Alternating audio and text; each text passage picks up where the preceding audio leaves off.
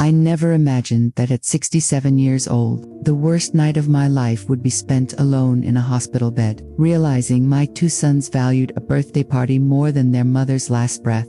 My name is Margaret Ellison. I raised Isaac and Benjamin alone after their father walked out 28 years ago, leaving me with two boys, no money, and a mountain of bills.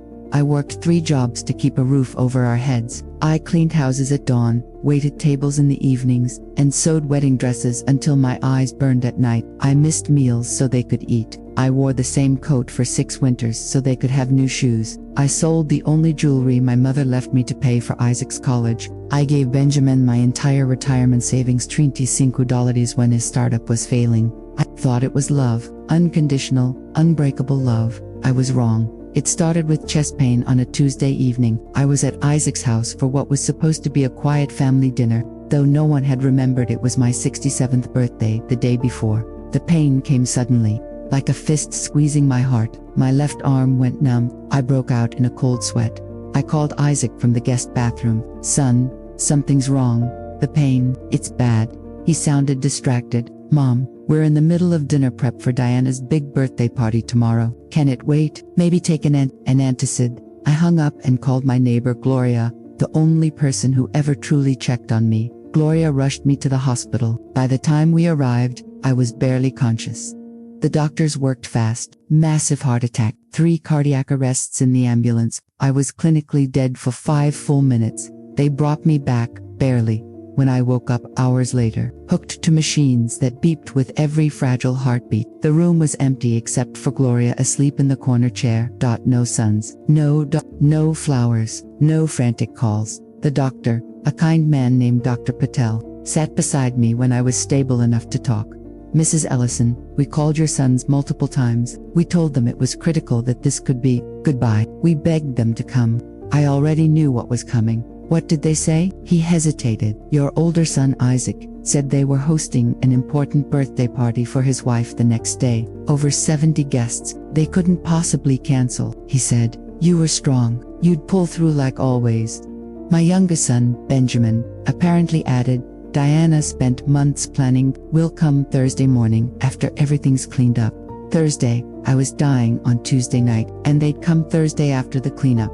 I stared at the ceiling while the heart monitor beeped erratically. Gloria woke and held my hand as I cried, not from pain, but from the brutal clarity of it all. All those years, all those sacrifices. And in the moment, it truly mattered.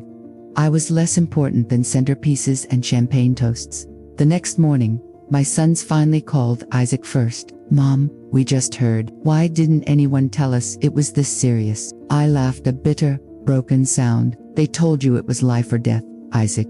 You chose a party."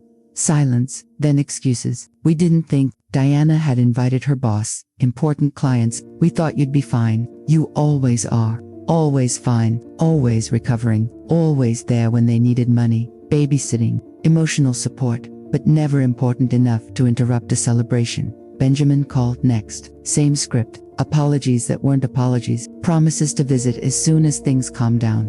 I let them talk. I listened to every empty word. Then, I made a decision. That night, while the hospital slept, I wrote a letter. 4 pages, every truth I'd swallowed for decades. How I gave up my dreams so they could have theirs. How I went hungry so they could eat.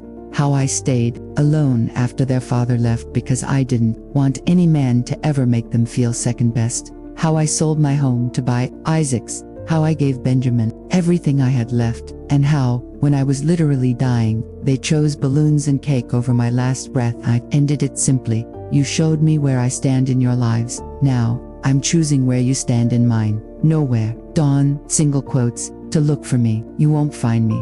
I'm finally free." Margaret, I gave the letter to Gloria with instructions. "Deliver it Sunday afternoon." Then I planned my disappearance. I had one secret they didn't know about. $12,000 hidden in a separate account, money I'd squirreled away over years from birthday gifts, small sewing jobs, anything they couldn't touch.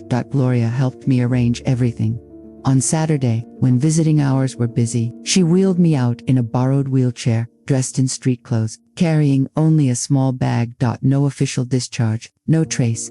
We took a cab to the train station. I bought a ticket to a city 3 states away, Portland. Oregon, where my old college friend Evelyn lived. She'd offered me a room years ago if I ever needed to start over. I arrived Sunday morning. Evelyn met me at the station with tears and open arms.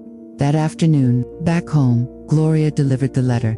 Isaac called her screaming. Benjamin threatened to call the police. Missing person, elderly woman, vulnerable. Gloria stayed calm. She left willingly. She's safe. She doesn't want to be found. The messages flooded my old phone, which I turned off forever. Mom, come home. We're sorry. We didn't mean it. We'll change. We love you. Too late. 6 months later, I'm living in a sunny apartment overlooking the Willamette River. I take watercolor classes. I volunteer at a community garden. I go dancing on Fridays with a group of women my age who laugh louder than anyone I've ever known. Have friends who call just to check in. I have a gentleman friend, Robert, who brings me flowers every Sunday and listens when I talk.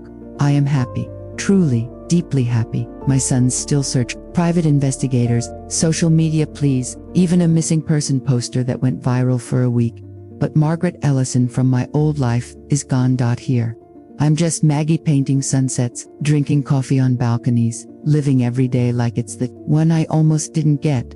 Sometimes I think about that night in the hospital. The beeping machines, the cold room, the realization that I was disposable, and I smile, because that night didn't kill me, it saved me. I learned the hardest truth a mother can face. Sometimes the greatest act of love you can give your children is teaching them what happens when they stop giving it back.